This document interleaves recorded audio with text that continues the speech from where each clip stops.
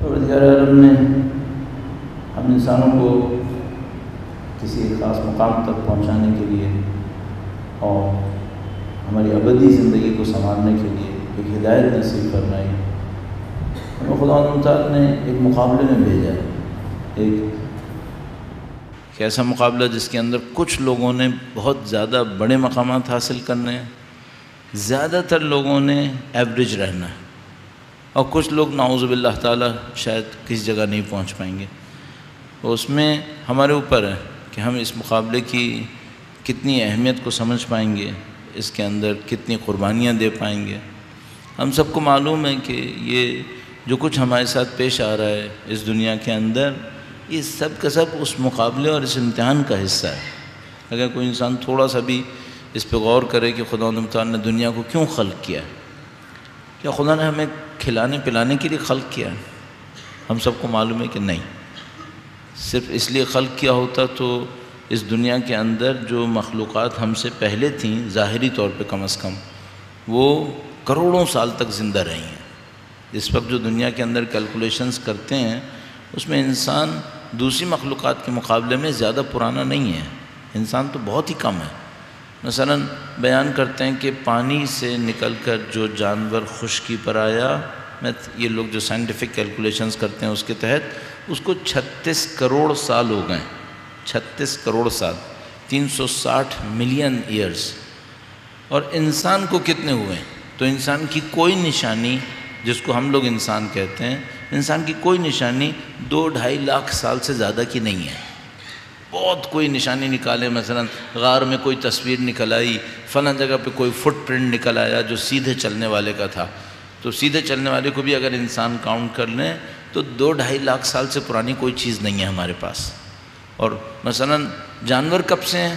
جانور ہیں 36 کروڑ سال سے۔ تو اگر کھانا پینا انسان کا ہوتا تو کھانے پینے کے تو کروڑوں سال سے کھاتے تھے پیتے تھے۔ ہمارا تو جثہ اور جسم کچھ بھی نہیں ہے جو ان جانوروں کا جثہ اور جسم تھا۔ 10-10 میٹر تک کے تو بیان کرتے ہیں جانور ہوتے تھے، تو کچھ بھی نہیں تھا۔ پھر تو ہمیں دیکھنا پڑے گا ہمارا کمال کہاں پر ہے اور اس کمال کو حاصل کیسے کرنا ہے۔ اصل مقابلہ تو یہاں پر ہے۔ اب اس کے لیے ہم سب کو پتہ ہے کہ یہ جو تعلیمات ہمارے پاس ہیں قرآن کریم کے اندر، نہج البلاغہ کے اندر، انہوں نے اس کے اوپر کنسنٹریٹ کیا ہے۔ یہ ہماری واحد ریسورسز ہیں جن میں کوئی ملاوٹ نہیں ہے، باقی سب میں ملاوٹ ہو گئی، سب میں ملاوٹ ہے۔ مثلا جیسے شاید کل آپ کی خدمت میں عرض کیا کہ بھئی وہ جو خالص ترین شہد ہوتا تھا جس میں سب کچھ ختم ہو چکا ہو، صرف شہد باقی رہ گیا ہو، مثلا سینکڑوں سال سے پڑا ہے، اس میں کوئی ملاوٹ تھی بھی تو ختم ہو چکی ہے، تو جو خالص ترین بچ گیا ہے وہ قرآن کریم ہے، اہل بیت کے کلام ہے۔ باقی کیا ہے؟ باقی مثلا میرے جیسا بولنے والا ہے جس کا خود نہیں پتہ کہ اس کے دماغ میں اور کیا کیا ہے، ہمارے جیسا لکھنے والا ہوگا جس کے دماغ کا نہیں پتہ ہوگا کہ اس کے اندر اور کیا کیا ہے۔ کیوں؟ بالآخر انسان تو یہیں کا ہے نا، پیدا تو یہیں ہوا ہے، پلا بڑھا یہیں پر ہے، یہاں کی جو تبدیلیاں ہیں کیا اس نے اس انسان کے اوپر اثر نہیں ڈالا ہوگا؟ اسٹیل کا تھوڑی ہے تو انسان یہیں پہ رہنے والا ہے، تو اس کے جو انٹریکشنز ہوں گے اس سے اس نے کچھ سیکھ لیا ہوگا، وہ سیکھ لیا ہوگا جو شاید اہل بیت نہیں سکھانا چاہتے تھے۔ یہ سب کچھ ہمارے ساتھ ہو رہا ہے۔ ایک جملہ کہیں پہ لکھا تو میں آپ کی خدمت میں عرض کرتا ہوں، درود بھیجے گا محمد و آل محمد پہ، اللہم صلی علی محمد عجل فرج۔ کہتے ہیں کہ بھائی انسان کے اندر علم لینے کی طاقت ہے، صبح سے شام تک جو ہم علم لے رہے ہیں اس کی حیثیت کیا ہے، اس کا اللہ کے نزدیک مقام کیا ہے۔ مثلا میں نے ایک آرٹیکل پڑھا کہ مثلا امریکی صدر کو ان کی کانگریس امپیچ کرنے والی ہے، صحیح ہے، اس کی خدا کے نزدیک کیا حیثیت ہے۔ ایک آرٹیکل پڑھ لیا کہ مثلا فلاں گاڑیاں دنیا میں بن رہی ہیں، ان کی اسپیڈ اتنی ہے، اس کا فیول کنزمپشن کتنا ہے، اس کی اللہ کے نزدیک کیا اہمیت ہے۔ تو ہمارے علم کا جو ظرف ہے وہ فضول کی چیزوں سے بہت بھرا ہوا ہے۔ یہ جو علم کا ظرف فضول کی چیزوں سے بھرا ہوا ہے، یہ جب اللہ کے دین کو سمجھنے کی کوشش کرے گا تو ان فضولات سے جان بچا کے اللہ کے دین تک پہنچ جائے گا کیا؟ اس معاشرے میں رہتے ہوئے چلے گا پھرے گا، الٹی سیدھی چیزیں دیکھے گا، شاید نامناسب لوگوں کے ساتھ بیٹھے گا، ابھی خطبے میں بھی آئے گا، نامناسب لوگوں کے ساتھ بیٹھے گا، وہ جو نامناسب لوگ ہوں گے وہ نامناسب آئیڈیاز اس کے دماغ میں انجیکٹ کر رہے ہوں گے، جو ادھر ادھر سے سنے گا وہ سب انجیکٹ ہو رہا ہوگا۔ اچھا، یہ جو اس کی علم کی کیپیسٹی ہے یہ کن چیزوں سے بھر رہی ہے؟ ان چیزوں سے، فضولیات سے۔ اس کے بعد اس کا ذہن، اس کا نفس اللہ کی تعلیمات کو صحیح پروسیس کر پائے گا؟ یہ مشکل ہے ہمارے ساتھ۔ اس لیے ہمارے پاس کچھ عبادات ایسی رکھی جاتی ہیں جس میں تھوڑا انسان آئسولیشن میں جائے، جیسے اعتکاف رکھا جاتا ہے کہ بھائی تھوڑا اعتکاف کرے، تھوڑا سا آئسولیشن میں جائے تاکہ اس کا دماغ ان فضولیات سے بچ جائے، اور فضولیات سے بچنے کے بعد کنسنٹریٹ کرے خدا متعال کی طرف۔ اور اس خاطر بہت سارے ایسے اعمال و عبادات رکھے جاتے ہیں۔ یہ جو آپ اور میں دیکھتے ہیں روزہ ہے، یہ روزہ بھی اسی طریقے سے کہ خدا متعال کہتا ہے صبح سے شام تک بھوکے رہو۔ کیوں بھوکے رہو؟ تاکہ تمہارے دماغ سے کم یہ خواہشات کا چینل تو بند ہو پہلے۔ جب یہ خواہشات کا چینل بند ہوگا تو اللہ کی نورانیت کے لیے کوئی جگہ بنے گی یہاں پہ، تو اس کے اوپر محنت کرو، پھر عبادات بھی کرو۔ تو ماہ رمضان اس لیے رکھا جاتا ہے۔ تو ہم لوگ کی یہ مشکل ہے، اس وقت سب کچھ مکس ہو گیا ہے۔ اب ہمارے پاس جو وسیلے رہ گئے ہیں وہ پروردگار نے ظاہر اپنی ہدایت کو باقی رکھنا تھا، اِنَّا نَحْنُ نَزَّلْنَا الذِّكْرَ وَإِنَّا لَهُ لَحَافِظُونَ کے تحت۔ وہ قرآن کریم ہے، اہل بیت کے کلام ہے، مثلا نہج البلاغہ ہے۔ اب اس میں ہمیں کوشش کرنی پڑے گی کہ جتنا اس میں غرق ہو کر ملاوٹوں سے اور فضولیات سے ہٹ کر جتنا اس کو سمجھ سکتے ہیں وہ سمجھنے کی کوشش کریں، تاکہ کم سے کم یہ تو سمجھ میں آئے کہ اصل ہے کیا۔ ٹھیک ہے، بعد میں ہماری مشکل ہوگی کہ ہم اس اصل پہ عمل نہیں کر پائیں گے، اس کے مثلا 20% پہ عمل کریں گے، 50% پہ عمل کریں گے، کم پہ زیادہ پہ، لیکن کم سے کم یہ تو پتہ چلے اصل کیا ہے۔ اور یہ آج کی دنیا میں بہت بڑا مارکہ یہی ہو گیا ہے، اصل نہیں پتہ۔ اور ایک ہماری جیسی قوم کی تو ایک اور مشکل ہے، کون لوگ ہیں جنہوں نے قرآن پہ کام کیا؟ کتنے لوگ ہیں جو قرآن کریم پہ روزانہ کام کریں گے؟ مثلا 2 صفحے پڑھیں، 3 صفحے پڑھیں اور اس کو سمجھنے کی کوشش کریں یہاں پہ ہے کیا۔ کتنے لوگ ہیں جو مثلا نہج البلاغہ کے اوپر تھوڑا محنت کریں، خطبوں کے اوپر کہ بھئی یہ خطبوں میں، مکتوبات میں، کلمات قصار کے اندر ہے کیا، اور پھر اس سے سیکھیں، تیسرے مرحلے میں جا کر اس پہ عمل کریں۔ تو جب یہ سب نہیں ہے تو لوگوں کے پاس کیا رہ گیا؟ لوگوں کے پاس رہ گیا میرے جیسوں کو سنیں گے۔ جب وہ ہم جیسوں کو سنیں گے تو ہم تو پہلے ہی ہم دعویٰ نہیں کر رہے کہ ہم خالص ہوں گے، ہم تو خود اس معاشرے کی پیداوار ہیں، ہم تو خود یہاں پہ بیٹھے ہیں، ہم کون سا مریخ سے آئے ہیں۔ تو جب یہاں پہ بیٹھے ہیں اس کا مطلب ہے اس معاشرے نے ہم پہ اثر ڈالا ہوگا۔ شاید آپ لوگوں کے سامنے 100% وہ بولتے بھی نہیں ہوں گے جو سمجھ میں آیا ہوگا۔ پہلے تو سمجھ میں آ جائے بڑی بات ہے، کہ وہ دین خالص صورت میں سمجھ میں آ جائے یہ بڑی بات ہے۔ پھر خالص دین سمجھ میں آ بھی گیا تو کون اتنی جرأت لائے گا کہ لوگوں کی گالیاں کھاتے کھائے اس خالص دین کو بول دے، کہ اگر ایک جملہ بھی بول دیا تو پتہ چلا یہ پارٹی ناراض، وہ پارٹی ناراض، وہ پارٹی ناراض، پھر اس کا بغض جھیلو، اس کا بغض جھیلو، کیوں تم نے وہ جملہ بول دیا تھا۔ تو یہ تو ہمارا سامنے ہے، بالکل یہ تو چلتا ہے یہاں پہ۔ تو کون اتنی جرأت کرے گا کہ دین بولے گا؟ تب کیا رہ گیا پھر یہاں پہ؟ اصل دین کہاں سے آئے گا؟ اصل دین کا صرف یہ ایک راستہ رہ گیا، بھائی آپ قرآن کریم پہ غور کرو، نہج و بلاغہ پہ غور کرو، اللہ سے مدد مانگو، سمجھنے کی کوشش کرو، پروردگار عالم کوئی چیز سکھا دے اس پہ عمل کر لو، یہ راستہ ہے۔ اور امام نے اسی لیے خطبے کے اندر فرمایا، پہلا جملہ فرمایا اس مکتوب کے اندر، تمسک بالقرآن، قرآن سے تمسک کرو، واستنصح، اس قرآن سے نصیحت حاصل کرو۔ اور نصیحت حاصل کرنے کے امام نے مختلف چیپٹرز بتائے۔ اب تھوڑا سا تطبیق کرنے کے لیے امام نے فرمایا اس کے حلال کو حلال کہو، اس کے حرام کے حرام کہو، جو گزشتہ حق تمہارے سامنے بیان ہو چکا ہے اس کی تصدیق کرو۔ اور یہ بات ہوئی کہ بھئی یہ تصدیق جو ہے وہ زبان کی تصدیق کافی نہیں ہے۔ جب امام فرماتے ہیں تصدیق کرو تو اس کا مطلب ہے عمل سے تصدیق کرو۔ تھوڑا سا تطبیق کرتے ہیں، مثلا سورہ حمد کے اوپر 2-3 حصے جو آخر کے ہیں، میں آپ کی خدمت میں ایسی جو مجھے سمجھ میں آتا ہے اس کو تطبیق کرنے کی کوشش کرتا ہوں۔ درود بھیجے گا محمد و آل محمد پر، صلی علی محمد آل محمد وعجل فرج یا ربی۔ مثلا ہم لوگوں کے پاس ایک اور سمجھ لیں حربہ، ذمہ داری نہ لینے کا، وہ کیا ہے؟ قرآن کریم نے کہا انعمت علیہم غیر المغضوب علیہم ولا الضالین، بچپن سے پرائمری اسکول سے ہم بچوں کو بتائیں گے بیٹا مغضوب وہ ہیں جن پہ غضب نازل ہوا، قوم عاد و سمود و یہ قوم ہے۔ ضالین کون ہیں؟ وہ قومیں جو گمراہ ہوئیں، یہود و نصارہ، جن کے اوپر ابھی غضب نازل نہیں ہوا۔ نہ تم ادھر ہو نہ تم ادھر ہو، تو تم کہاں پر ہو؟ تم وہ جن کو انعمت علیہم۔ معاملہ ہی ختم ہو گیا، سیف سائڈ پہ آ گیا میں، مجھے کوئی تھریٹ ہی نہیں ہے۔ اچھا اب کوئی پوچھے کہ بھائی یہ جن پہ غضب نازل ہوتا ہے ضروری ہے کہ وہ نابود ہو چکے ہیں، یا یہ ممکن ہے کہ غضب نازل ہوا ابھی زندگی گزار رہے ہوں؟ ہاں یہ ہو سکتا ہے۔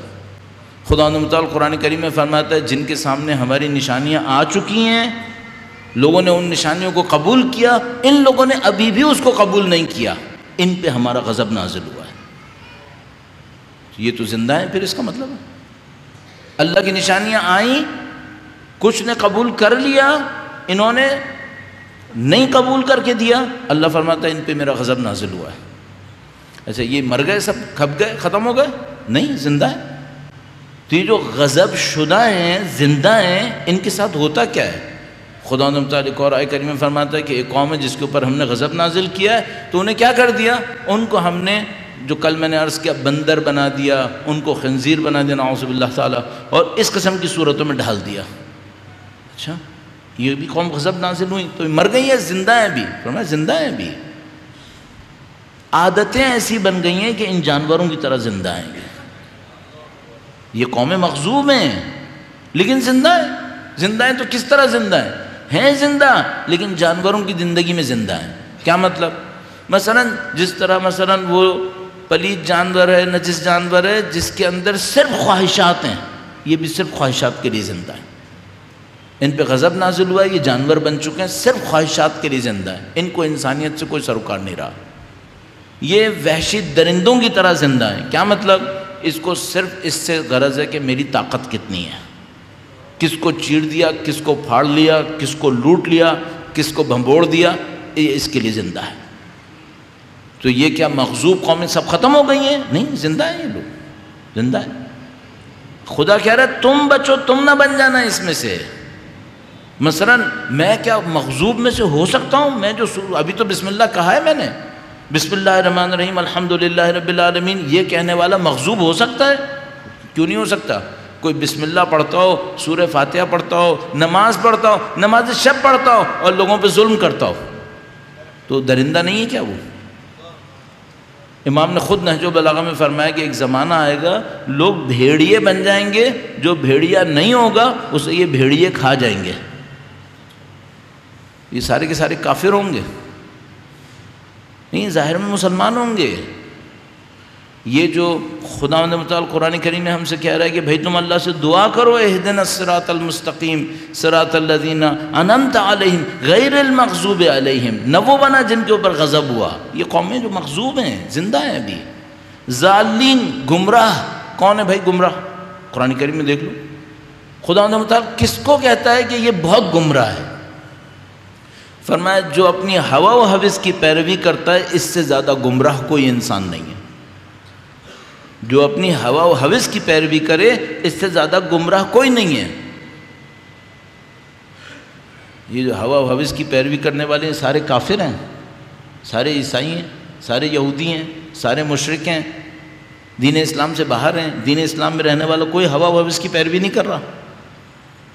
نہیں کر رہے ہوتے تو یہ معاشرہ یہ ہوتا، ہمارا اپنا حشر یہ ہوتا۔ مطلب کیا ہے بھائی؟ یہ مغضوب اور ضالین ہمارے اندر بھی ہیں۔ خدا کہہ رہے تم ان سے بچنے کی کوشش کرو۔ فرمایا اہدنا الصراط المستقیم۔ صراط مستقیم کیا ہے؟ کون سا راستہ ہے صراط مستقیم؟ لفظ میں یہ کہہ دینا کہ میں امیر المومنین کا ماننے والا ہوں، یہ صراط المستقیم ہو گئی؟ کہنا کافی ہے؟ کرنا ہے یا دل سے بھی اسی پر مطمئن رہنا ہے؟ کون سا ہے؟ اب مثلا بیان کرتے ہیں بھائی یہ صراط مستقیم کسے کہتے ہیں؟ آپ نے دیکھا ہوگا مستقیم کہتے ہیں سیدھے کو، استقامہ مستقیم۔ تو آپ نے اردو میں بھی ہم لفظ استعمال کرتے ہیں، کہتے ہیں راست قامت، کھڑا ہوا انسان سیدھا کھڑا ہو، ایک سمت کی طرف چلے اور پورے وجود کے ساتھ اپنے ہدف کی طرف بڑھے، اس کو کہتے ہیں یہ مستقیم انسان ہے۔ پس مستقیم کون ہے؟ مستقیم وہ ہے جو اپنے ہدف کو طے کرتا ہے، پورے وجود کے ساتھ اپنے ہدف کی طرف بڑھنے کی کوشش کرتا ہے، یہ انسان ہے مستقیم۔ اور جب اس راستے پہ چلتا ہے تو ہم اس کو کہتے ہیں یہ ہے صراط مستقیم، یہ وہ راستہ ہے جو پورے وجود کے ساتھ اس کے ہدف کی طرف لے کے چلتا ہے۔ اب میں صبح سے لے کے شام تک جو کچھ کرتا ہوں صرف اپنے ہدف کے لیے کرتا ہوں یا ارے گرے کام بھی بہت کرتا رہتا ہوں؟ اس کا مطلب ہے مجھے ضرورت ہے کہ میں خدا سے کہوں خدا مجھے مستقیم بنا دے، مجھے مستقیم بنا تاکہ میں اس صراط پہ چل سکوں۔ اب آپ تصور کیجئے گا یہ سورہ فاتحہ کی معمولی سی گہرائی ہے، کتنے فاتحہ پڑھنے والے ہیں جو اس بات کو سوچ رہے ہیں؟ اصلا فاتحہ پڑھنے والا اس وقت جو عالم ہماری سوسائٹی کے اندر ہے سوچ رہا ہے کہ میں کیا پڑھ رہا ہوں، اصلا ختم ہو چکا، سوچنے سمجھنے کا معاملہ ختم ہو گیا ہے، اب رسم و رواج رہ گئی ہیں۔ یعنی ایسا بھی ہوا ہے، میں کسی علاقے میں گیا وہاں پہ بات پہ فاتحہ، اچھا ابھی ہاتھ اٹھایا نہیں ہے ایاک نعبد، لوگ پھیر کے فارغ بھی ہو بھی چکے۔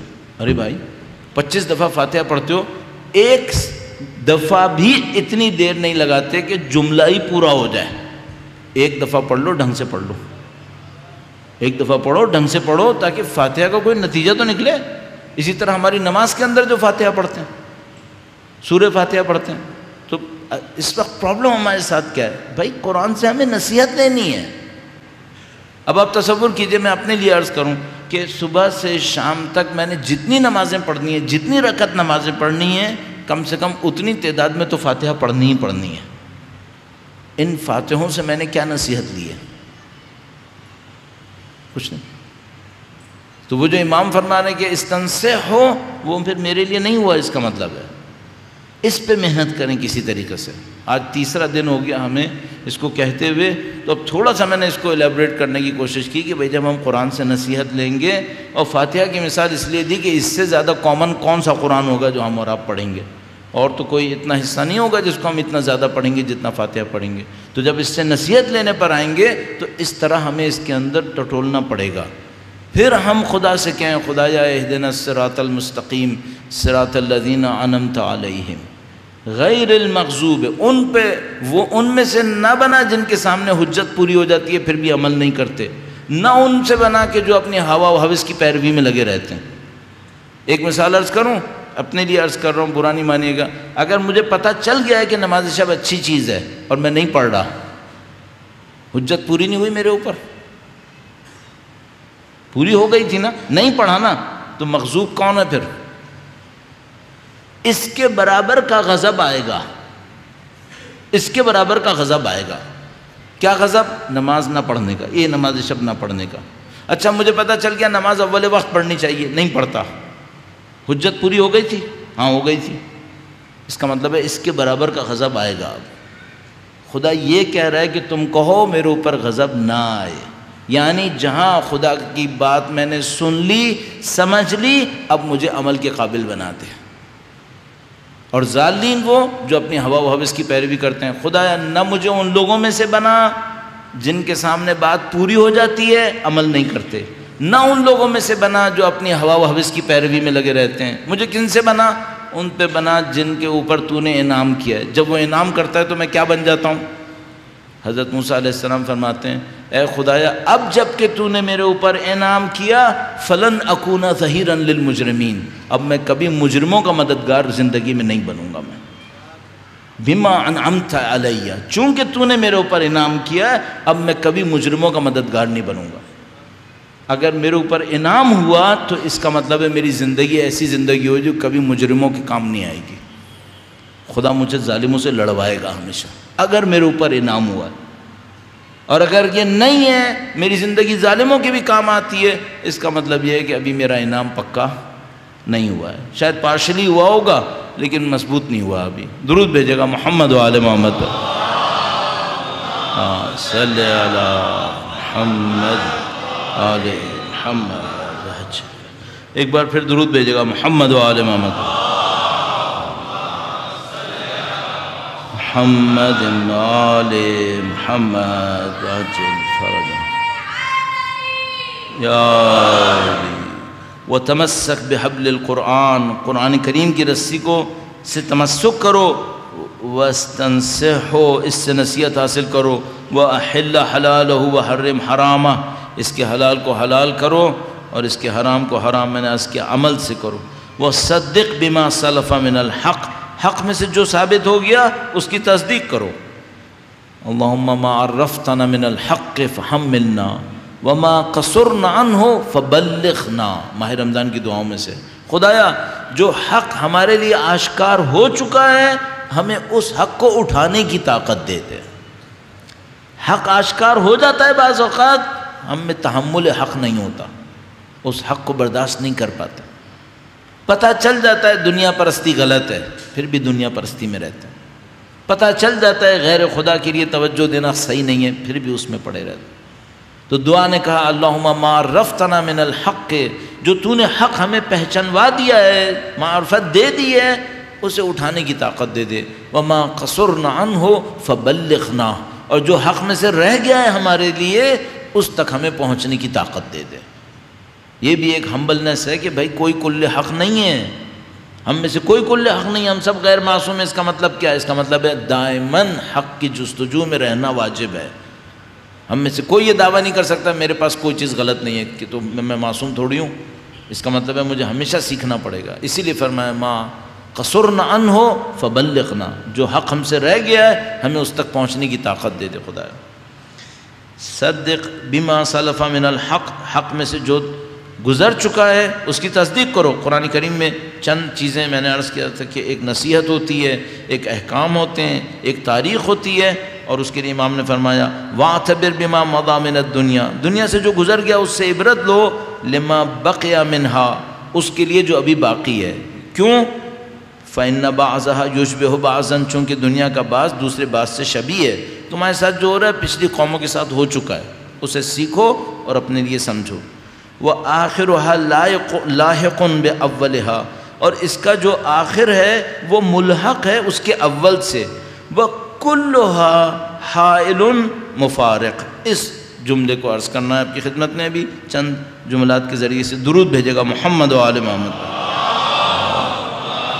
صلی علی محمد محمد وعجل۔ کلها حائل مفارق، ساری کی ساری دنیا رکاوٹ ہے اور جدا ہونے والی ہے۔ دنیا ساری کی ساری حائل ہے، رکاوٹ ہے۔ صحیح، حائل کسے کہہ سکتے ہیں؟ جیسے معمولاً ہمارے یہاں کہیں گے مثلا ایک جگہ ہے، آپ مثلا علیحدہ علیحدہ کرنا چاہتے ہیں زنانہ مردانہ حصے کو، تو بیچ میں ایک رکاوٹ لگا دیتے ہیں، یہ حائل ہے۔ حائل ہے۔ دنیا کیوں حائل ہے؟ دنیا حائل ہے حقیقت کو دیکھنے میں۔ دنیا کی محبت حقیقت نہیں دیکھنے دیتی۔ حب الدنیا یعمی و یسم، یہ جو دنیا کی محبت ہے یہ انسان کو اندھا کر دیتی ہے، بہرا کر دیتی ہے۔ یہ دنیا کو دیکھتا ہے پھر دنیا کے پیچھے نہیں دیکھ پاتا، یہ حائل ہے۔ اور امام فرما رہے ہیں یہ خود حائل ہے اور اس کے ساتھ ایک اور بدبختی بھی ہے۔ کیا ہے؟ یہ مفارق بھی ہے۔ کیا مطلب؟ یہ تمہارا ساتھ بھی نہیں دے گی۔ ویسے کتنی بدبختی ہے کہ خود حائل ہے، حق دیکھنے نہیں دیتی، اور ایسا نہیں کہ تمہارے ساتھ چلے گی، جب تم مرو گے مفارق ہے، تمہیں چھوڑ دے گی۔ تو جب تک ساتھ رہے تو حائل بنتی ہے، اور جب میں مرنے لگتا ہوں تو مفارق ہو جاتی ہے، ختم ہو گیا معاملہ۔ تو اب اس دنیا سے کیا لوں؟ اب اس میں ہم لوگ پھنس گئے۔ اور میں نے عرض کیا اب شروع، ہم لوگ تو وہ جس کو ہم لوگ کہتے ہیں نقی نہیں ہیں، اتنے صاف ستھرے نہیں ہیں، پاکیزہ نہیں ہیں، تو ہم چونکہ دنیا داری کے بدترین دور میں پھنسے ہوئے ہیں۔ یہ 60s کے ٹائم سے کچھ اسکالرز تھے دنیا میں جو سمجھ گئے تھے کہ جس مادہ پرستی میں اب ہم پھنسے ہیں، تاریخ بشریت کبھی ایسی مادہ پرستی میں نہیں پھنسی تھی۔ 60s میں اسکالرز سمجھنا شروع ہو گئے تھے۔ اسلام تو خیر کب سے کہہ رہا تھا، لیکن دنیا کے بھی اسکالرز سمجھ گئے تھے 60s کے بعد سے، جو سوشل سائنسز کی ڈیولپمنٹ ہوئی تھی سیکنڈ ورلڈ وار کے بعد، تو وہ سمجھ گئے تھے کہ ہم لوگ اب مادہ پرستی میں پھنس گئے، اب ہم اس سے نہیں نکلیں گے۔ اب اس ٹائم سے 60 سال اور ادھر آ گئے ہم لوگ، تو اب تو میرے خیال میں اندھے کو بھی نظر آ رہا ہے کہ ہم کہاں پھنس گئے۔ نہ رشتے رہے، نہ ناطے رہے، نہ احترام رہا، نہ تقدس رہا۔ اب جو کچھ رہ گیا ہے وہ صرف اور صرف لذات، خواہشات، مادہ پرستی۔ ہم اس برے دور کے اندر پھنس گئے۔ اب اس برے دور کے اندر کوئی ہمیں امیر المومنین کا کلام سنائے اور میں سنوں اور پڑھوں تو مجھے سمجھ میں نہیں آتا کہ کیا کروں اس کے ساتھ، کیونکہ وہ تو دنیا داری کے ساتھ سازگار نہیں ہے، وہ تو مان ہی نہیں رہا ہے دنیا کو۔ یہ جو مکتوب ہے یہ 69 نمبر ہے، 68 نمبر شاید میں نے پہلے دن یہ کہا تھا وہ عبداللہ بن عباس کو تھا، نہیں وہ عبداللہ بن عباس کو نہیں، وہ حضرت سلمان فارسی کو ہے۔ 68 نمبر حضرت سلمان فارسی کو ہے، ذرا دیکھیے گا ایک دفعہ جا کر اسے، موقع نہیں کہ میں آپ کی خدمت میں عرض کروں۔ امام حضرت سلمان فارسی سے کہتے ہیں سلمان دنیا سے جو چیز تمہیں اچھی لگنے لگے نا اسے فوراً چھوڑ دینا۔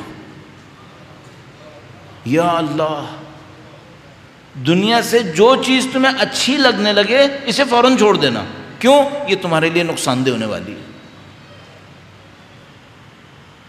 کیوں؟ کیونکہ دنیا حائل ہے، اگر میں دنیا کی ایک چیز کو پسند کرنے بیٹھ گیا تو یہ یقیناً مجھے اندھا کرے گی۔ تو امام فرما رہے ہیں اگر تمہیں کوئی چیز اچھی لگے نا پہلے تو دنیا سے کوئی چیز پسند نہ کرنا، کیونکہ یہاں پہ کوئی چیز اس قابل نہیں جس کو تم پسند کر کے بیٹھو اور تم اس کے اوپر مرو۔ پھر اگر پسند آنے لگے، تمہاری کمزوری بننے لگے، فوراً اس کو نکال دینا۔ آیت اللہ مرشی نجفی مرنے سے کچھ دن پہلے یا مثلاً ہفتے بھر پہلے ان کے سرہانے کچھ کتابیں رکھی تھیں۔ آیت اللہ مرشی نجفی کتابوں کے عاشق تھے، جو ہماری دنیا میں دولت کا کوئی عاشق ہوگا، شہرت کا عاشق ہوگا اور لذات کا عاشق ہوگا، تو آیت اللہ مرشی نجفی کتابوں کے عاشق تھے۔ روزے رکھ رکھ کے کتابیں خریدتے تھے اپنی طالب علمی کے زمانے میں۔ تو کچھ کتابیں تھیں ان کو اتنی پسند تھیں وہ انہوں نے کتاب خانے کو بھی ڈونیٹ نہیں کی، لائبریری کو بھی نہیں دی، باقی جو ساری کتابیں لائبریری کو دے دی تھیں۔ وہ چند کتابیں ان کو اتنی پسند تھیں وہ اپنے سرہانے رکھتے تھے ہمیشہ۔ مرنے سے ہفتے بھر پہلے تقریباً اتنا کچھ کم و بیش وہ کتابیں بھی لائبریری کو ڈونیٹ کر دیں، کہا ان کو یہاں سے اٹھا لو اور دے دو کتاب خانے کو۔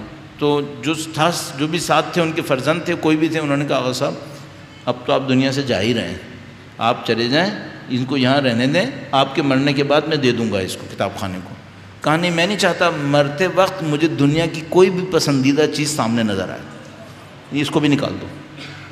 کیا پتہ اسی کی پسند کی وجہ سے میں پھنس جاؤں کہ میں دنیا سے کوئی چیز پسند کر کے جا رہا ہوں، اس کو بھی دے دو کہیں، مجھ سے جان چھوڑواؤ اس کی، یہ مجھے نہیں چاہیے۔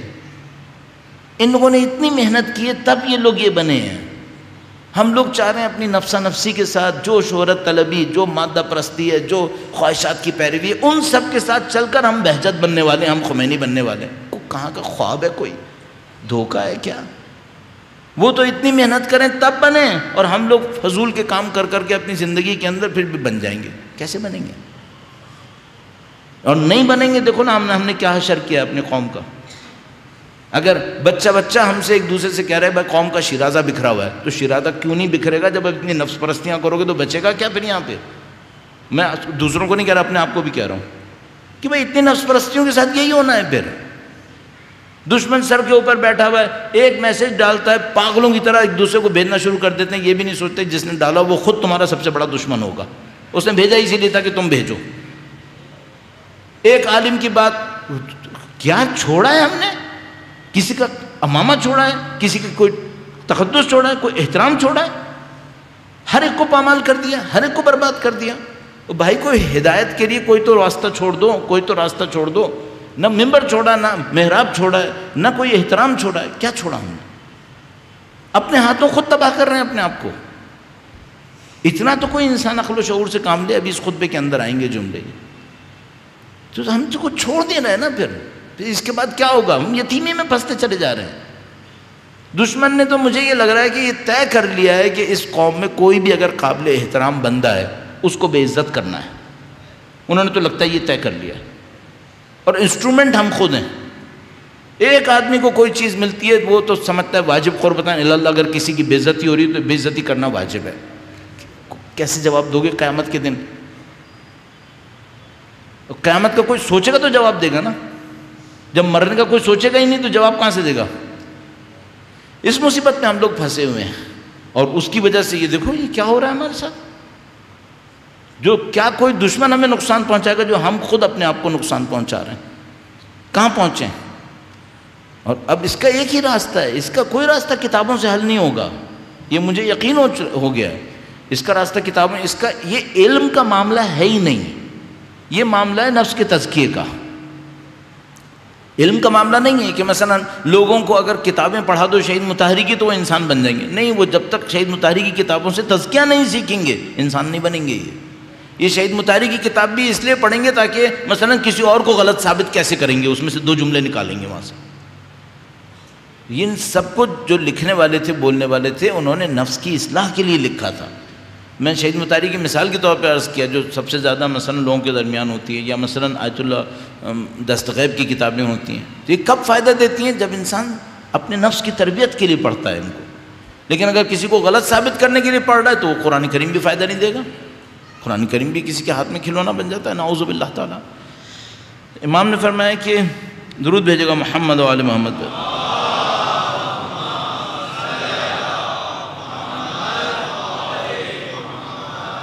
کلھا حائل مفارق، ساری کی ساری دنیا حائل ہے، حقیقت نہیں دیکھنے دیتی، مفارق بھی ہے، چھوڑ کے بھی چلی جائے گی۔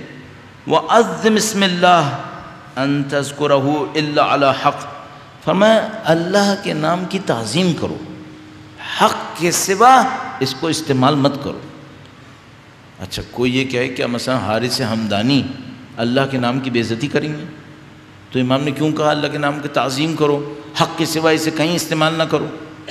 تو ہم یہاں پہ سمجھ پاتے ہیں کہ بھئی یہ معاملہ صرف تعظیم کا مثلا اظہار نہیں ہے، صرف مثلا جب میں فرض کریں امام کا نام سنوں تو سر پہ ہاتھ رکھ لوں اور میں تھوڑا سا جھک جاؤں، یہ تعظیم جسمانی ہے۔ جو امام جو تعظیم کہہ رہے ہیں وہ صرف لفظی جسمانی نہیں ہے، امام تعظیم کہہ رہے ہیں اپنی زندگی میں اس کو اختیار کرو، اللہ کے نام کی تعظیم کرو، حق کے سوا اسے استعمال نہ کرو۔ ایسی مثال عرض کر رہا ہوں، مجھے لوگوں کے سامنے احترام لینا ہو اور لوگ دیندار ہوں تو کیا دکھا کے احترام لوں گا؟ بے دینی یا دینداری؟ دینداروں کے درمیان بیٹھوں گا، مجھے احترام لینا ہے تو کیا دکھاؤں گا؟ دینداری دکھاؤں گا، ان کو بتاؤں گا میں یہ کرتا ہوں، میں یہ کرتا ہوں، میں یہ کرتا ہوں۔ تو یہ میں نے اللہ کا نام استعمال کیا کس چیز کے اندر؟ اپنی خواہشات کے لیے۔ وہ ہمیں یہ کہہ رہے ہیں اللہ کا نام استعمال کرو صرف حق کے لیے، خدا کو کرو خدا کے لیے کرو۔ تو خدا کا نام استعمال کر کے برج بناتے ہوئے اپنی دنیا تک پہنچنے کے لیے یہ مت کرو، ورنہ خدا کے نام کا یہ تعظیم نہیں ہوگی، یہ خدا کے نام کی بے احترامی ہو جائے گی، اس پہ سزا دے گا۔ دیکھیے مثال دیتا ہوں، اپنے اوپر رکھ لیتا ہوں آسان ہو جائے۔ میں نے مجلس پڑھوں اس لیے کہ مجھے پیسہ کمانا ہے، مجلس پڑھوں چونکہ مجھے شہرت لینی ہے، مجلس پڑھوں چونکہ مجھے معاشرے میں طاقت چاہیے، تو میں نے کس کا نام استعمال کیا کیا کرنے کے لیے؟ امام حسین کا نام استعمال کیا سلام اللہ علیہ اپنی دنیا بنانے کے لیے۔ یہ احترام ہے امام حسین ہے، یہ تعظیم ہے امام حسین کی؟ تو بے احترامی کی میں نے، اس کی تو مجھے انعام کیا ملے، سزا ملے گی پھر کہ بھئی یہ تم نے کیا کیا؟ سید الشہداء کے مقدس لہو کو استعمال کیا اپنی دنیا بنانے کے لیے، الٹی سزا ملنی چاہیے مجھے تو۔ ہاں اس بیچ میں کچھ لوگ جمع ہو جائیں گے، وہ سید الشہداء کے غم میں روئیں گے، اگر وہ خالص ہوئے خدا ان کو ثواب دے گا، لیکن مجھے کیا کرے گا؟ مجھ سے میری بری نیت کی وجہ سے حساب لے گا کہ تم نے کیا کیا تھا۔ یہ دوسرے لوگوں کو ثواب مل جائے گا۔ بہت ساری جگہیں ایسی ہوتی ہیں جہاں ایک آدمی بدنیت ہوتا ہے، وہ دوسرے کو بدنیتی سے نقصان پہنچانے کی کوشش کرتا ہے، ظاہری طور پہ نقصان ہو بھی جاتا ہے لیکن سامنے والے کا کوئی نقصان نہیں ہوتا۔ حضرت یوسف کے بھائیوں نے اپنے بھائی کو اٹھا کے کنویں میں ڈال دی، خوش نیتی سے ڈالا تھا یا بدنیتی سے ڈالا تھا؟ بدنیتی سے ڈالا تھا۔ وہ جناب علی کہاں کہاں مصیبتیں جھیلتے جھیلتے جھیلتے جھیلتے یوسف بن گئے۔ جتنے لوگ انوالو تھے سب بدنیت تھے، ایک وہ اور ایک ان کے والد وہ خوش نیت تھے، باقی سب بدنیت تھے۔ ان بدنیتوں کی بدنیتی کے باوجود حضرت یوسف بن گئے۔ یہ تو ہوتا ہے، تو تاریخ میں بہت دفعہ ہوا ہے۔ خدا یہ کہہ رہا ہے یہ سیکھو تم، بدنیتیوں کی بدنیتی حتیٰ ظاہری نقصان بھی پہنچا گئی۔ حضرت یوسف پٹے بیچارے بھائیوں کے ہاتھوں، زخمی ہوئے، کنویں میں گرے، پتہ نہیں کب تک پڑے رہے، اٹھائے گئے، بیچے گئے، بازاروں میں گئے، درباروں میں نوکری کی، زندان میں پڑے رہے، سب کچھ بدنیتی کا نتیجہ تھا۔ ان بدنیتیوں نے نقصان بھی تو پہنچایا بیچارے کو اتنے سال تک۔ اینڈ کیا ہوا؟ اینڈ یہ ہوا کہ یوسف ہو گئے۔ سید الشہداء کے ساتھ جتنے لوگوں نے جو کچھ کیا یہ خوش نیتی تھی؟ بدترین بدنیتی تھی، بدترین ظلم کر دیے. اینڈ کیا ہوا؟ شہید ہو گئے. ظاہری طور پہ تو نقصان ہو رہا تھا، نعوذ باللہ تعالیٰ صد نعوذ باللہ تعالیٰ. سید الشہداء مقام بن گیا. تو خدا کہہ رہے اس سے سیکھو، تم اپنی نیت کو صحیح رکھو. بدنیتوں کی بدنیتی تمہیں نقصان ظاہری طور پہ تو پہنچائے گی.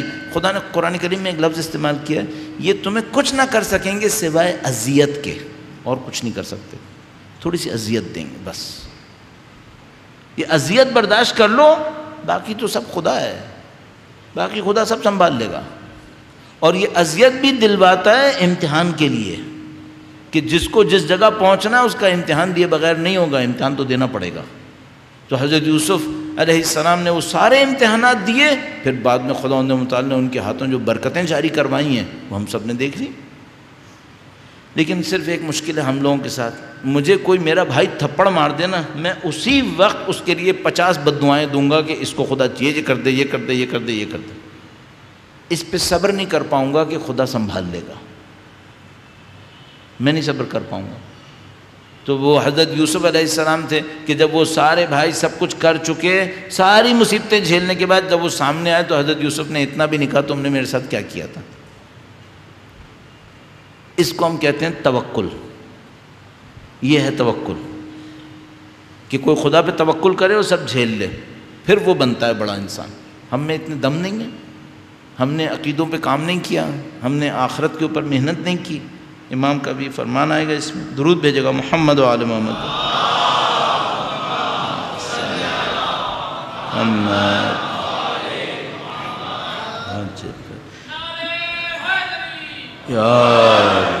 وَأَكْثِرْ ذِكْرَ الْمَوْتِ وَمَا بَعْدَ الْمَوْتِ وَلَا تَتَمَنَّ الْمَوْتِ إِلَّا بِشَرْطٍ وَسِيقٍ. 3 جملے موت کے بارے میں، اور ایک جملہ اسی مکتوب کے آخر میں موت کے بارے میں اس کو بھی یہیں پہ لے آتا ہوں تاکہ اس کو ہم یہیں پہ بات کر لیں. بہت خوبصورت کلام ہے، اس کو تفصیل سے عرض کرنا ہوگا انشاءاللہ. اکثر ذکر الموت، موت کا ذکر کثرت سے کرو، موت کا ذکر کثرت سے کرو. وما بعد الموت، اور جو موت کے بعد آنا ہے اس کا ذکر بھی کثرت سے کرو. صحیح ہے، موت کا ذکر کثرت سے کرو. وما بعد الموت، اور جو موت کے بعد آنا ہے نا اس کا ذکر بھی کثرت سے کرو. اچھا، اور ولا تتمنى الموت الا بشرط وثیق. لیکن دیکھو موت کی خدا سے اس وقت تک آرزو نہ کرنا جب تک شرط پوری نہ ہو جائے. نہیں کہنا خدا مجھے مار دے، کیوں؟ پہلے شرط پوری کرنے کا یقین کر لو. شرط پوری ہو جائے پھر خدا سے کہو خدا موت دے دے. پہلے شرط پوری ہونے کا یقین کرو. اس پہ ابھی بات ہونی چاہیے نا کہ بھئی وہ شرط کیا ہے.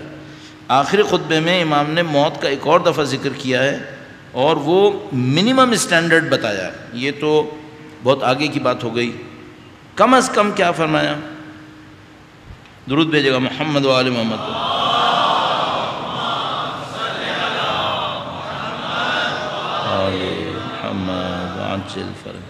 وَإِيَّاكَ أَن يَنزِلَ بِكَ الْمَوْتِ وَأَنْتَ عَابِقٌ مِّن رَبِّكَ فِي طَلَبِ الدُّنْيَا. اے حارث، ایسا نہ ہو کہ موت تم تک پہنچے اور تم خدا کے بھاگے ہوئے غلام ہو.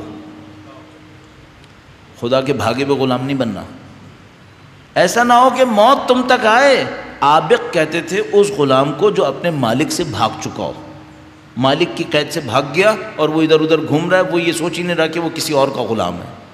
تو فرمایا تم ایسا نہ ہو کہ موت تم پر آئے اور تم اللہ کے فراری، جس کو ہم لوگ فرار کرنے والا، فرار کیے ہوئے بھاگے ہوئے غلام بنے ہوئے ہو. اور تم بھاگ کے کہاں گئے ہو؟ طلب دنیا، دنیا طلب کرنے کے لیے گئے ہو. اس کا مطلب ہے کیا فرما رہے ہیں امام؟ یہ ہو گیا منیمم. منیمم کیا ہے؟ منیمم یہ ہے کہ یہ تو قطعاً نہ کرنا. وہ کیا؟ جب میرے اوپر موت آئے تو میرا اللہ سے ایسا تعلق ہے جیسے بھاگے ہوئے کا اپنے مالک سے. یعنی کیا مطلب؟ اچھا جو غلام بھاگا ہوا ہے اپنے مالک سے، وہ اپنے مالک کا شکل دیکھنا چاہتا ہے؟ وہ اپنے مالک کی طاقت کے اندر آنا چاہتا ہے؟ وہ تو اس سے بھاگا ہوا ہے. تو وہ اس کو کہیں پتہ بھی چل جائے نا کہ مالک کا رشتہ دار وہاں رہتا ہے، وہاں سے بھاگے گا. اسے پتہ چل جائے مالک یہاں نزدیک آیا، یہاں سے بھاگے گا. کیوں؟ اس کو پتہ ہے مالک مجھے پکڑے گا کہ تم بھاگے کیوں تھے. بعض لوگ طلب دنیا میں اتنی دور چلے گئے ہیں کہ اب ان کے سامنے جب ملک الموت آ کے کہتا ہے نا ہم تمہیں لینے آئے ہیں، تو وہ کہتے ہیں کہ یہ لو، میں تو پکڑا گیا، جس سے میں بھاگ رہا تھا اس نے مجھے پکڑ لیا. فرمایا یہ نہیں کرنا تم. اور یہ لکھ دیا طلب دنیا. اس کا مطلب کیا ہے؟ اگر کوئی اپنی زندگی کا مقصد طلب دنیا بنائے گا نا تو اسے موت اتنی بری لگے گی. کتنی بری لگے گی؟ جیسے بھاگے ہوئے غلام کو اپنا مالک برا لگتا ہے، نام سے بھی بھاگتا ہے. پھر یہ قطعاً موت کو پسند نہیں کرے گا، یہ موت سے لرزے گا کہ موت کہیں میرے نزدیک نہ آ جائے. اچھا کیا بھاگ سکے گا؟ کہاں جائے گا؟ موت سے کہاں فرار ہے؟ کوئی فرار نہیں ہے. تو امام فرما رہے ہیں یہ تو منیمم ہے، تم اتنے بدبخت نہ بن جانا کہ طلب دنیا کے اندر ایسے بھاگ جاؤ اللہ سے جیسے کوئی فراری اپنے مالک سے بھاگتا ہے، کہ وہ اپنے مالک کی طرف تصور کرنے سے بھاگتا ہے کہ کہیں مجھے اس کی طرف واپس نہ جانا پڑ جائے. یہ تو تم ہرگز نہ کرنا. اور تم کیا کرنا؟ فرمائے اکثر من ذکر الموت وما بعد الموت. موت کو اکثر یاد کرنا اور موت کے بعد کو بھی یاد کرنا. لیکن اب اوپر والی بات ہو رہی ہے، لیکن تم یہ خدا سے نہیں کہنا کہ خدایا مجھے موت دے دے. کب تک نہیں کہنا؟ جب تک شرط پوری نہ ہو جائے. وہ شرط وثیق، وثیق کہتے ہیں آپ کو ایسا ایگریمنٹ کرتے ہیں جس کو توڑا نہ جا سکے، اس کو وثیق کہتے ہیں. مثلا میں نے کسی کے ساتھ ایسی ایک بات کی جس کو ہم لوگ ٹرمز میں، ایگریمنٹس کی ٹرم میں کہتے ہیں ایم او یو. ایک ایم او یو سائن ہوا ہے، ایگریمنٹ نہیں ہوا ہے. ایک ٹرم ایسے سائن ہوا ہے، انڈرسٹینڈنگ کے اوپر سائن ہے، میوچل انڈرسٹینڈنگ ہے. ایگریمنٹ ہے؟ نہیں ایگریمنٹ نہیں ہے. امام کہہ رہے نہیں، اس کے اوپر نہیں موت کی آرزو کرنا. جب موت کی آرزو کرنے لگو تو پہلے شرط وثیق پہ پہنچ جانا کہ تمہارا ایک سالڈ ایگریمنٹ ہو چکا ہو. اچھا وہ سالڈ ایگریمنٹ کیا ہے؟ اور میں موت کو کیسے یاد کروں؟ وقت بہت کم ہے. اگر کسی کو موت کو سمجھنا ہے تو ہمیں دو باتیں تو پہلے یہاں پہ تذکرے کے طور پہ کہہ دینی چاہیے. ایک بات، وقت بہت کم ہے، پہلے تو درود بھیجوائیں تاکہ طاقت ملے انشاءاللہ. درود بھیجیں محمد و آل محمد اللہم صلی محمد آل محمد وعجل فرجہ یا رب. خطبہ نمبر ہے مفتی جعفر حسین صاحب علی اللہ مقامہ کی ترتیب میں 147 نمبر 147 147 نمبر. تقریباً یقین سے کہہ رہا ہوں آپ نے یہ خطبہ کبھی ممبر سے نہیں سنا ہوگا، تقریباً یقین سے. اب مجھے نہیں پتا آپ کہاں کہاں مجلسوں میں گئے ہوں گے، لیکن میں آپ کو تقریباً یقین سے کہہ رہا ہوں یہ آپ نے نہیں سنا ہوگا. صحیح، جا کے پڑھ لیجیے گا، میں بھی نہیں سناؤں گا. میں آپ کی سنت خراب نہیں کروں گا. نہ سنانے کی سنت پڑ گئی ہے نا، اس کو میں خراب نہیں کروں گا، لیکن اس کو جا کے پڑھ لیجیے گا. یہ بہت عجیب خطبہ ہے. اس میں امام نے موت کے بارے میں ایک جملہ کہا کتنا عرصہ ہے کہ میں موت کے راز کو سمجھنے کی کوشش کر رہا ہوں، لیکن خدا نے اس کو راز رکھا ہوا ہے، نہیں معلوم موت کیا ہے. یہ امام کا جملہ ہے 147 نمبر مفتی جعفر حسین صاحب کی ترتیب میں، جا کے دیکھیے گا کیا ہے. اس کا مطلب ہے موت کو سمجھنا ہمارے بس کی بات نہیں ہے. ہم نہیں سمجھ سکتے موت کیا ہے. اگر کوئی واقعاً یہ جاننا چاہے یہ موت ہے کیا، ایسا ہم لوگ جسمانی موت کو نہیں سمجھ سکے. اگر موت کو سمجھنا ہے تو پہلے ہمیں یہ دیکھنا پڑے گا حیات کیا ہے، چونکہ حیات کے بعد موت ہے. موت ویسے تو خدا متعال نے سورہ ملک کے اندر پہلے موت کا تذکرہ ہے، الذی خلق الموت والحیات. لیکن ہم سب کو معلوم ہے کہ موت بے نفس ہی کوئی چیز نہیں ہے، موت عدم ہے، کسی چیز کا نہ ہونا موت ہے. تو کوئی زندہ ہوگا تو اس سے موت آئے گی، زندہ ہی نہ ہوا تو موت کہاں سے آئے گی؟ مثلا کوئی اس لکڑی کو کہے گا کہ یہ اندھی ہے، جو دیکھنے والا ہوگا تو اس سے کوئی کہے گا نا کہ اندھا ہے. دیکھنے والا ہی نہیں ہے تو اسے اندھا کون کیا کہے گا؟ اس لکڑی کو تھوڑی کوئی کہے گا کہ یہ اندھی ہے، کیونکہ اس میں دیکھنے کی صلاحیت نہیں ہے. تو موت وہاں آتی ہے جہاں حیات ہو. تو پہلے تو یہ سمجھنا پڑے گا یہ حیات کتنی قسم کی ہوتی ہے، پھر ہمیں سمجھ میں آ سکتا ہے کہ موت کتنی قسم کی ہو سکتی ہے. تو مثال کے طور پر کیا ایسا ہو سکتا ہے کہ ایک آدمی چلتا پھرتا میت ہو؟ چلتا پھرتا میت، ہاں ہو سکتا ہے. آیت اللہ جوادی عاملی نے ایک جملہ کہا تھا، غضب کا جملہ واقعا، کہا انہوں نے کہ بہت سارے گھر زندوں کے گھر ہیں لیکن خاندانوں کے قبرستان ہیں، یہاں مردے جی رہے ہیں، مردے جی رہے ہیں، مردے چل رہے ہیں، ان میں زندگی نہیں ہے۔ کیوں؟ سب کے سب نفس پرست ہیں، باپ سے لے کے اولاد تک سب نفس پرست ہیں، سب مردے ہیں، اندھے جی رہے ہیں، مردے جی رہے ہیں۔ یہ گھر نہیں ہے، یہ خاندانوں کے قبرستان ہیں۔ بدبختی انسان کو یہی پتہ نہ چلے کہ زندگی کیا ہے، اور گزارتا چلا جائے اور مرنے لگے تو اچانک اس کو پتہ چلے کہ بھائی میں تو ابھی زندہ ہی نہیں ہوا، میں تو حیوانی زندگی گزار کے مر گیا، جو انسان کی زندگی تھی وہ تو مجھے ملی ہی نہیں ابھی۔ خدا کس طرح سے اس مشکل سے نکالے انسان کو۔ تو امام نے فرمایا کہ ہمیں دیکھنا پڑے گا، اس کو خطبہ نمبر 147 ضرور دیکھیے گا۔ امام نے فرمایا کہ یہ موت راز ہے اور خدا نے اس کو راز رکھا ہوا ہے۔ اس خطبے کے بالکل آخر میں جا کر امام نے ایک اور جملہ اپنے بارے میں ارشاد فرمایا، انتہائی نفیس، انتہائی بلند۔ فرمایا میں تمہارے درمیان چلا جاؤں گا اور جب میری جگہ خالی ہوگی تو تمہیں پتہ چلے گا میں کون تھا۔ کہا میں چلا جاؤں گا اور جب میں چلا جاؤں گا نا پھر تم کو پتہ چلے گا کہ میں کون تھا، پھر تمہیں میری جگہ سمجھ میں آئے گی۔ تو اس خطبے کو ضرور دیکھیے گا۔ مجھے پتہ نہیں، سمجھ میں نہیں آتا یہ ہم نے خطبہ کیوں مشہور نہیں کیا، لوگوں کے سامنے لائے نہیں زیادہ ہم لوگ۔ اس میں ایک جملہ ایک بہت ہی خطرناک ہے، اس وجہ سے نہیں لائے، شاید اب جا کے پڑھ لیجئے گا۔ تو موت کو نہیں سمجھ پائیں گے ہم۔ امام فرما رہے ہیں یہ ایک راز ہے، خدا نے اس کو راز رکھا ہے۔ لیکن ایک جملہ استعمال ہوا ہے قرآن کریم میں، اللہ یتوفی الانفس، خدا نفس کو لے لیتا ہے۔ صحیح، یہ توفیٰ کا مطلب کیا ہونا چاہیے؟ ایک مثال عرض کرتا ہوں، اس میں اس کو بھی دوسروں نے بیان کیا، میرا نہیں ہے یہ، میں نے کسی سے سیکھا ہے۔ تو اس میں لکھا تھا کہ ایک گلاس میں آپ پانی بھریں، پورا پانی بھر دیں، ایسا کہ ایک قطرہ بھی ڈالیں تو گر جائے گا۔ صحیح ہے؟ اچھا، جیسے یہ گلاس بھرا ہوا ہے، اب اگر کوئی گلاس کو پورا خالی کر دے، جیسے ابھی بھرا ہوا تھا نا، اتنا بھرا ہوا تھا کہ ایک قطرہ بھی ڈالیں تو باہر گرے گا، اب کوئی ایسا خالی کرے کہ ایک قطرہ بھی نہ چھوڑے، اس کو کہتے ہیں توفیٰ۔ بالکل ختم کر دیا۔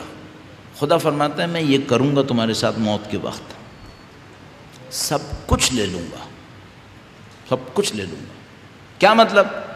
جتنا تم نے اچھا کیا تھا نا وہ تمہاری روح کے ساتھ جائے گا، جتنا تم نے برا کیا تھا وہ تمہاری روح کے ساتھ جائے گا، یہاں تمہارا صرف جسم پڑا رہ جائے گا، باقی سب میں لے جاؤں گا۔ خدا سب کچھ لے لے گا، یہاں کچھ نہیں بچے گا۔ یہ جو امام نے کہا تھا نا یہ مفارق ہے، یہ دنیا مفارق ہے، اس لیے فرمایا تھا۔ کیوں؟ خدا توفیٰ کرتا ہے، خدا کچھ چھوڑتا ہی نہیں کہ تم دنیا سے کچھ لے پاؤ گے، کچھ نہیں بچے گا یہاں پہ۔ اور جب ہمیں پتہ ہے کہ ہم یہاں سے چھین لیے جائیں گے اور کہیں اور جائیں گے، اور یہاں کے لیے ہم مر رہے ہیں، اور جہاں جائیں گے وہاں کے لیے نہیں مر رہے، تو اس لیے امام فرما رہے تم موت کو بہت یاد کرو۔ اور امام نے اسی لیے خاص تاکید کے ساتھ فرمایا موت کو بھی یاد کرو، وما بعد الموت، موت کے بعد کو یاد کرو۔ اگر موت کے بعد کو یاد نہ کرو نا تو موت سینوں کو پھاڑ دے گی، زندہ نہیں بچیں گے کوئی، اگر موت کے بعد کو یاد نہ کریں گے۔ موت کو بعد کو یاد کریں گے، موت اچھی لگے گی، اچھی لگے گی۔ اب صحیح ہے، اگر موت کے بعد نہیں ہوتا نا سینے پھٹ جائیں گے، پھر موت کو دیکھے گا تو مر جائے گا وہ، بالکل یہ ویسے ہی مر جائے گا۔ لیکن جب موت کے بعد کو دیکھتا ہے تو وہ سوچتا ہے کہ میں کہاں جاؤں گا، اللہ مجھے اپنے پاس لے رہا ہے، تو کہتا ہے اوہ یہ تو بہت ہی اچھا ہو گیا، میں جو غربت کا مارا تھا، فراق کا مارا تھا، اب اس جگہ جاؤں گا جہاں مجھے جانا چاہیے۔ میں تو یہاں مفارق پڑا تھا، یہاں میں غربت میں پڑا تھا، اب میں یہاں سے مروں گا انشاءاللہ ایک اچھی جگہ پہنچ جاؤں گا، الحمدللہ۔ تو فرمایا موت کو یاد کرو، ما بعد الموت کو یاد کرو۔ ما بعد الموت میں بڑی گہرائی ہو گئی، کیوں؟ موت تو لمحہ ہے، ما بعد الموت کتنا ہے؟ خالدین فیہا ہے۔ تو ما بعد الموت ان تین الفاظ میں خلود کی زندگی کی داستان ہے، بہت لمبی داستان ہو گئی. پھر برزخ بھی ہے، محشر بھی ہے، صراط بھی ہے، جنت بھی ہے، جہنم بھی ہے. کتنی لمبی ہے. اور یہ لاکھوں سال کا مسئلہ نہیں ہے، یہ لاکھوں سال نہیں ہے، بہت لمبی کہانی ہو جائے گی یہ. تو امام نے فرمایا موت کو یاد کرو، ما بعد الموت کو یاد کرو. تو اب میں اور آپ کیا کریں؟ اس کو سوچو، ما بعد الموت کیا ہونے والا ہے، تاکہ یہ سمجھ میں آ جائے یہاں کیا ہو جانا چاہیے. اورینٹیشن کلیئر ہو. ملک الموت آئے سامنے، کہانی پتاؤ یہ کرے گا، میں نے یہ کہنا ہے، بالکل پکچر کلیئر. ملک الموت سامنے آئے، صاف صاف بات کرو، میں نے یہ کیا ہے، میں اس طرح تیار ہوں، بسم اللہ جاؤ، اتنی آسانی کے ساتھ. اور اگر چین چین کی، مجھے ابھی یہ کرنا ہے، مجھے ابھی یہ کرنا ہے، مجھے ابھی وہ کرنا ہے، میں نہیں جانا چاہ رہا ہوں، اس کا مطلب ہے عابق ہے، یہ فراری بندہ ہے. امام نے فرمایا فراری بندے نہیں بننا. اگر تم نے یہ کہا مجھے فلاں پسند ہے، اس کا کیا ہوگا، میرا دل تو اس میں اٹکا ہوا ہے، اس کا کیا ہوگا، اور کہنے کا بھی نہیں ہے، وہ تو خود ہی دل کو جھانک لے گا اندر کہ تمہارا دل کہاں اٹکا ہوا ہے، تو پھر آپ ہو گئے، میں ہو گیا فراری، عابق. امام نے فرمایا عابق نہیں بننا. اس کا مطلب کیا ہے؟ دیکھو دنیا کی کسی چیز سے دل مت لگانا، چاہے وہ اولاد ہی کیوں نہ ہو. اولاد کی بہتری چاہو، مرو اولاد کے لیے کہ اچھی ہو جائے، لیکن اتنا دل نہیں لگاؤ کہ موت میں رکاوٹ بنے. مرے تو بس صحیح ہے، ختم ہو گیا معاملہ، پھر پلین اٹھ جاؤ پھر فوراً. اللہم ارزقنی التجافی عن دار الغرور. خدایا ہمیں اس دھوکے کی دنیا سے تیزی سے اٹھنا نصیب کر دے. رک رک کے نہ اٹھیں، تیزی سے اٹھیں. یوں جیسے انسان بیٹھا ہوتا ہے، آدھا بیٹھا ہوتا ہے، آدھا کھڑا ہوتا ہے، کہتا ہے اسٹینڈ اپ، ایک دم سے کھڑا ہو جاتا ہے. تو کہا کہ خدایا ہمیں ایسا تیزی سے اٹھنا نصیب کر دے. تجافی کا مطلب ہوتا ہے اندر سے خالی، یعنی دنیا کی کوئی چیز میرے اندر نہیں تھی. جیسے ہی ملک الموت نے کہا اٹھنے کا ٹائم آیا، میں نے کہا بسم اللہ، چلو معاملہ ختم ہو گیا. اسٹینڈرڈ بناؤ. صرف ایک چیز ہے جو موت سے روکے، وہ کیا ہے؟ شرط وثیق. وہ جو امام نے کہا موت کو یاد کرو، کثرت سے یاد کرو. اب آپ کثرت خود سوچنا کثرت کسے کہتے ہیں، اور یہ سوچنا یہ جو ہم ایک دن میں ایک دفعہ موت کو یاد کر لیں یہ کافی ہے کیا؟ یہ کثرت ہے. ما بعد الموت الا بشرط وثیق. ایک شرط ہو بس مضبوط، وہ تمہیں موت کی آرزو سے روک لے. شرط پہلے حاصل کر لو. شرط کیا ہے؟ شرط یہ ہے کہ بہت معذرت کے ساتھ یہ جملہ چھوٹا سا دل میں آ رہا ہے، عرض کر رہا ہوں کہ گڑبڑ نہ ہو جائے کہیں. اتنے خدا نما بن جاؤ کہ خدا تمہیں دیکھ کے غیریت نہ کرے. اتنے خدا جیسے بن جاؤ کہ خدا دیکھ کے کہے میرا بندہ ہے یہ، غیر کا نہیں ہے یہ. کیا مطلب اس کا؟ خدا رحیم ہے اور میں رحیم نہ ہوا، خدا غفور ہے اور میں غفور نہ ہوا، اور خدا عادل ہے اور میں عادل نہ ہوا، تو خدا مجھے دیکھ کے اپنائیت دکھائے گا یا غیریت دکھائے گا؟ یہ شرط وثیق ہے. اتنے خدا جیسے بن جاؤ کہ خدا دیکھ کر اپنائیت دکھائے، کہے میرا ہے یہ، غیر کا نہیں ہے، میرا ہے یہ. ہم صبغۃ اللہ ومن احسن من اللہ صبغۃ. اللہ کا رنگ، اور اللہ کے رنگ سے بڑھ کر کون سا رنگ ہوگا؟ اتنا خدا کا رنگ میرے اور آپ کے اوپر آ چکا ہو کہ جب ملک الموت آئے تو دیکھتے ہی کہے یہ ہے اللہ کا بندہ ہے. اور خدا جب دیکھے تو کہے یہ میرا ہی ہے، غیر کا نہیں ہے یہ. وہ برا وقت ہوگا جب ہم خدا کی طرف جائیں، شرط پوری نہ ہوئی ہو، اور خدا اور اس کے فرشتے دیکھ دیکھ کر کہیں اللہ کا نہیں ہے، کسی اور کا ہے یہ. پھر غربت شروع ہو گئی. اور اگر خدا کے ہوئے تو اپنائیت شروع ہو گئی. پھر خدا احسان دکھائے گا، پھر خدا نعمتیں دکھائے گا جس کا ہمیں سمجھ میں بھی نہیں آتا کہ کیا ہوگا وہ. اور کل کہانی یہی ہے، باقی سب دھوکہ ہے. میں جو کہہ رہا ہوں نا، میرا دل اندر سے دکھ رہا ہے کہ میں خود دھوکے کو نہیں سمجھ پا رہا ہوں. لیکن حقیقت یہی ہے کہ جو سید الشہداء کا شبیہ ممبر ہے نا، یہ انسان کو بہت کچھ دیتا ہے. اگر ہم صحیح نیت سے اس کے اوپر بیٹھیں، اور آپ اور میں صحیح نیت سے اس فرش عزا پہ بیٹھیں نا، یہ ہمیں بہت کچھ دینے کے لیے بنا ہے. نہ یہ لکڑی کا ہے، نہ یہ کپڑے کا ہے. ایک جملے میں کہوں گا سب خون حسین، سب خون حسین، امام حسین کا خون ہے۔ اگر ہم اس کی قدر سمجھ لیں کہ اس میں کیا ہو گیا ہمارے ساتھ، یہ ہمیں کہاں پہنچا سکتا ہے، سب خون حسین۔ امام حسین کی رحمتیں برس رہی ہیں ان کے لیے جن کے دل امام حسین کے لیے کھل گئے، رحمتیں برس رہی ہیں۔ اب ہمیں اور آپ کو بس اتنا کرنا ہے کہ اپنے دل کو امام حسین کے لیے کھول دیں۔ مشکل تو ہے، آسان نہیں ہوگا، یہ مشکل تو یقیناً ہوگا۔ اگر سید الشہداء نے کربلا بنائی تھی اور بالآخر آسانی سے تو نہیں بنائی تھی، سختیوں میں بنائی تھی۔ سید الشہداء نے علی اکبر کو قربان کیا تھا، یہ آسان نہیں تھا۔ سید الشہداء نے علی اصغر کو قربان کیا تھا، یہ بھی آسان نہیں تھا، بہت مشکل تھا۔ لیکن عزیزوں، سب کو سننے کے بعد انسان آخر میں ایک جملہ کہتا ہے، سید الشہداء نے بی بی زینب کو قافلے کا سردار بنایا۔ باقی سب اس کے مقابلے میں بہت آسان تھا۔ حضرت علی اصغر کی شہادت اتنی سخت تھی، سید الشہداء قبر علی اصغر کے اوپر دامن جھاڑ کے کہتے ہیں ربنا تقبل منا ھذا القربان۔ علی اکبر السلام اللہ علیہ کی شہادت اتنی سخت تھی کہ حضرت علی اکبر کے لاشے پہ کھڑے ہو کر کہا کہ وہ علی الدنیا بعدک العفا، خاک اس دنیا کے اوپر۔ لیکن عزیزوں کتنا سخت تھا امام حسین کے لیے اپنی بہن کو الوداع کرنا۔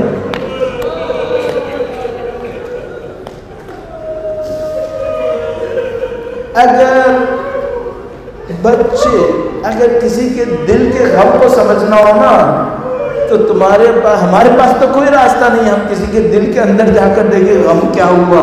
تو کسی کے غم کو سمجھنا نا تو اس کی ماں سے پوچھو کیا غم آیا۔ اور بی بی سیدہ نے کربلا کا غم بتایا اس وقت جب میرا بیٹا الوداع کرنے آیا۔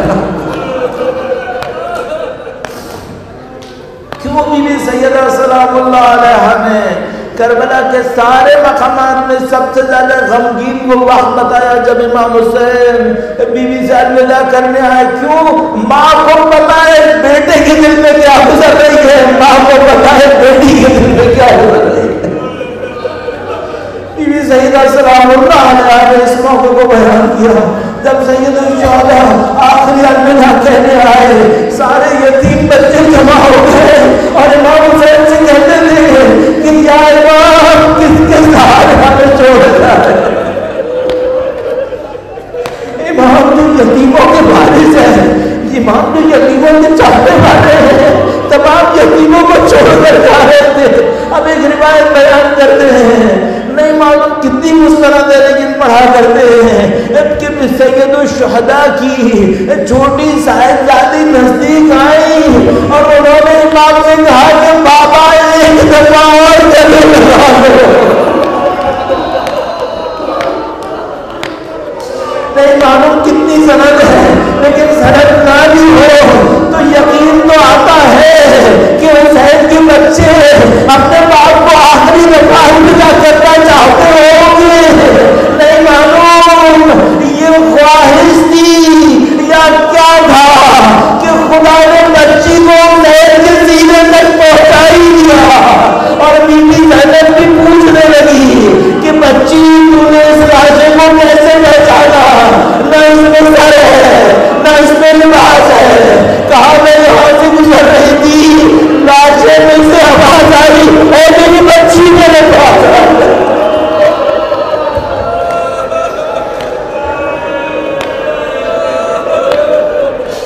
لعنة الله على القوم الظالمين وسيعلم الذين ظلموا أي منقلب ينقلبون۔